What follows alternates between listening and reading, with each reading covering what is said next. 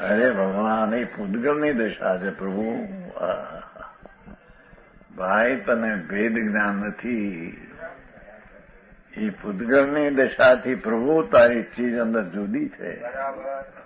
હા હા, અરે રે, એને અનંતકાળમાં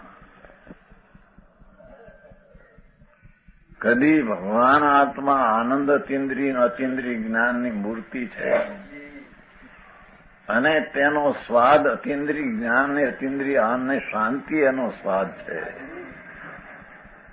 ધર્મીને એનો સ્વાદ પોતાને આત્માનો લાગે છે. જ્ઞાનીને